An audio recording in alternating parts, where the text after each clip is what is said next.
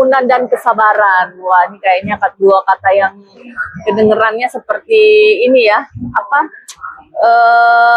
yang menentukan jalannya satu bisnis atau keberhasilan seseorang ya, tergantung dari adanya dua karakter ini ya, Coach ya.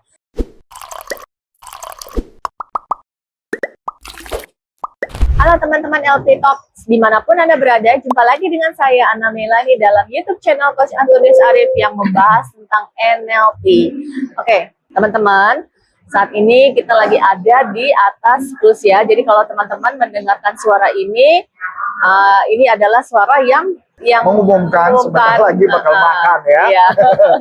Jadi makan lagi ya.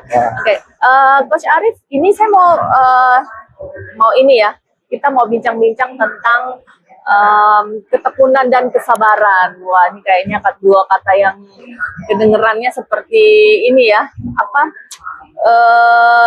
yang menentukan jalannya satu bisnis atau keberhasilan seseorang ya, tergantung dari adanya dua karakter ini ya, Coach ya. Nah, kalau dari sisi NLP sendiri, bagaimana dengan ketekunan dan kesabaran ini, terutama bagi seorang pebisnis gitu ya, Coach ya? Kira-kira apakah mereka harus mempunyai dua karakter ini, atau dari salah satu karakter ini aja sudah cukup gitu, Coach?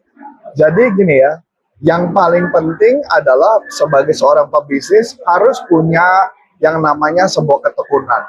Ketekunan itu apa sih? Ketekunan adalah sebuah tindakan yang dimana dia terus melakukan secara terus-menerus dan tidak pernah berhenti gitu ya. Mereka melakukan secara terus-menerus dan konsistensi. Banyak orang ketika melakukan segala sesuatu tuh mereka nggak bisa konsisten.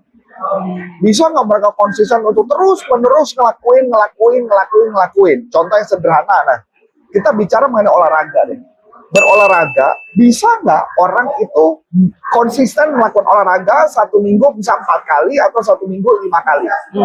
Begitu juga dalam dunia bisnis, banyak orang yang ketika misalkan menelpon ke customer, mereka tidak punya konsisten untuk melakukan menelpon ke customer secara terus-menerus.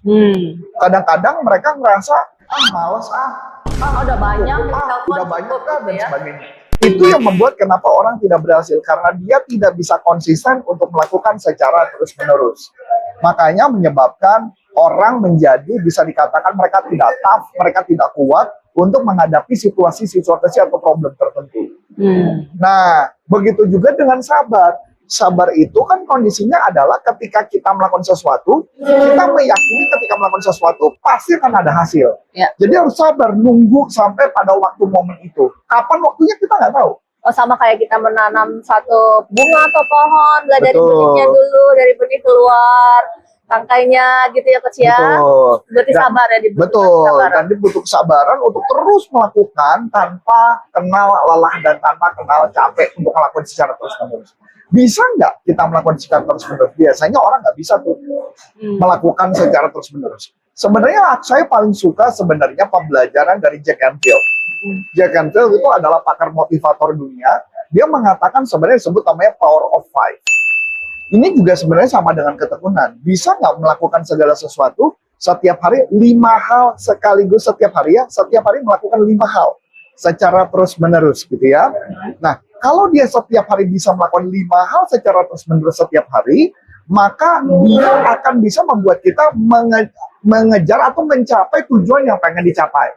Misalkan contoh, kalau kita mau tubuh kita sehat, kita melakukan 5 kali melakukan 5 hal terus-menerus secara tiap hari. Jadi kalau kita misalkan kita melakukan secara terus-menerus, kita melakukan namanya power of five, adalah 5 kegiatan yang setiap hari harus dilakukan. 5 hal yang harus dilakukan setiap hari. Nah, ketika dia melakukan 5 hal secara terus-menerus, someday pasti akan berhasil. Tapi nggak tahu kapan, kita nggak tahu. Yang penting dia akan melakukan secara terus-menerus. Ya, saya juga bukan berarti begini gambarannya. Yang namanya kalau kita melakukan segala sesuatu, bisa jadi itu works di tahun ini, tahun depan, atau 3 tahun lagi. Tapi bisa jadi 5 hal yang kita lakukan per hari ini nanti di mungkin 10 tahun akan datang menjadi tidak works. Kenapa? Mungkin tidak works karena kondisinya berbeda, situasinya berbeda. Makanya saya jadi gambaran gini ya. Saya cerita satu hal deh, ini akan buka mata saya gitu ya. Jadi pada sekitar tahun 2015-2016 gitu ya, Saya kebetulan mempunyai satu hal pemikiran konsep tertentu. Nah, ketika pemikiran konsep tertentu saya lakukan secara rutin terus-menerus, tahu apa yang terjadi? Itu berhasil. Terus-menerus berhasil. Tapi pada saat satu titik itu menjadi tidak berhasil lagi. Kenapa tidak berhasil? Karena situasinya berubah. Kondisinya berubah. Dan saya tidak ngeh saat perubahan itu. Kenapa biasanya orang tidak ngeh? Karena kadang kita terlena ya dengan kesibukan, dengan rutinitas. Maka saya pernah sharing di dalam satu forum, saya pernah ngomong gini. Rutinitas dapat membunuh kamu. Rutinitas dapat membunuh kamu. Contoh, ketika kita melakukan segala sesuatu, kita melakukan secara terus-menerus, itu suatu saat akan membunuh kamu. Kenapa akan membunuh kita? Karena saat itu, pada saat kondisi itu, situasinya udah berubah. Situasinya berubah. Dan kita suka tidak enggak situasinya berubah. Makanya kenapa saya paling suka kita belajar mengenai analisa, mengenai kondisi. Kalau kita bicara bisnis, ada analisa yang disebut namanya analisa pestel. Pestel itu analisa dengan melihat adalah pertama, faktor politik. Kita ngelihat ada dampak nggak dengan faktor politik, ada dampak nggak dengan faktor ekonomi, ada dampak nggak dengan faktor sosial, ada dampak nggak dengan teknologi. Teknologi per hari ini sama teknologi 5 tahun yang lalu kan beda banget, Ibu. Benar nggak? Ya. Ada dampak nggak berkaitan dengan legal? Saya juga baru tahu kan, misalkan kayak contoh ketika membuat bisnis apa, sistem apa, mereka membuat sistem yang bisa menjadi berbeda. Yang dulunya works, sekarang jadi nggak works gitu. Dan yang terakhir adalah lingkungan sekitar. Makanya kenapa harus analisa? Analisa pertama. Analisa kedua yang bisa sederhana kita pakai adalah analisa SWOT. Analisa SWOT, orang udah tahu ya SWOT ya, strength, weakness, opportunity, threat. Tapi analisa SWOT harus dilihat dari berbagai faktor. Satu adalah dilihat analisa SWOT yang pertama harus dilihat dari sudut kita kepada kompetitor. Analisa yang kedua adalah analisa SWOT kita terhadap kita bisa masuk nggak dalam ke proyek tertentu. Itu yang kadang suka tidak dianalisa oleh orang. Sehingga ketika situasi berubah, kitanya nggak sempat memperbaikinya dan keburu telat dan keburu gagal di dalam bisnis. Itu kenapa kita harus banyak melakukan pengubahan-pengubahan dalam kehidupan. Makanya saya bilang, tekun itu bagus, tapi tekun dengan ada analisa, jangan cuma lakukan tekun aja. Dan harus ada juga kesabaran bahwa itu akan tercapai. Dengan kondisi, kita lihat, ada progres naik nggak? Sama kayak contoh gini, contoh. Anda mau nurunin berat badan. Ketika kita olahraga, ada sampai satu titik, cara kita yang dulu, itu bisa jadi tidak berguna lagi. Karena saya pernah mendengarkan teori, misalkan ketika kita sudah stuck di satu berat badan dan kita mau turun nggak bisa, maka harus dinaikin dulu berat badannya. Baru nurun nih. Saya nggak tahu. Kalau salah, tolong nanti kasih tahu di komen ya. Tapi intinya bahwa segala sesuatu kita berusaha secara terus-menerus, itu situasi bisa berubah loh. Situasi bisa berubah. Nah, pertanyaan kita siap nggak pada saat situasi berubah? Nah, inilah yang saya mau kita bahas di dalam hari ini. Karena konsisten itu akan membuat kamu berhasil, tapi konsisten yang bagaimana? Ya. Dianalisa atau tidak? Ya. Berarti nggak hanya sekedar tekun gitu ya, menjalankannya, tapi harus ada strategi berarti, harus Coach. ada strategi. Karena terus zaman dulu, update gitu ya. Zaman dulu waktu ketika saya nelfon ke customer, saya cuma telepon aja bikin janji ketemu, customer oke. Tapi kali ini nggak bisa, harus ada teknik tertentu yang harus disampaikan gitu loh. Tapi tentang human-nya tetap sama. Ya. Karena customer juga pinter ya. Customer nggak mungkin mereka masih tetap yang seperti dulu, mereka akan berubah. Iya. Tapi polanya akan tetap sama. Cuma tugas kita adalah mencari tahu perubahannya itu kayak apa, dan itu yang kita bisa develop orang. Nah, sabar juga penting ya teman-teman.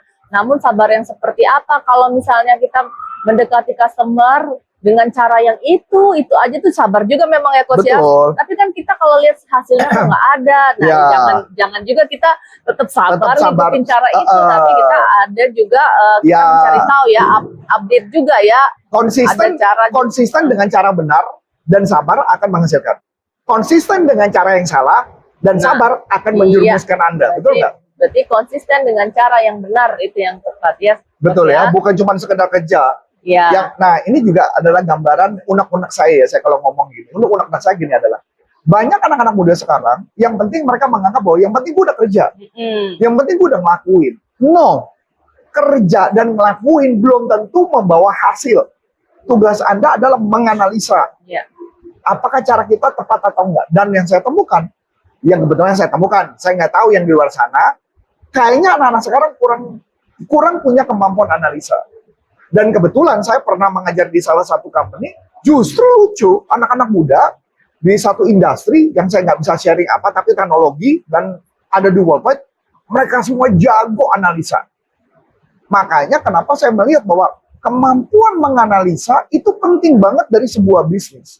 Kalau dia bisa menganalisa dengan tepat, maka perkembangan bisnis akan berkembang jauh lebih cepat.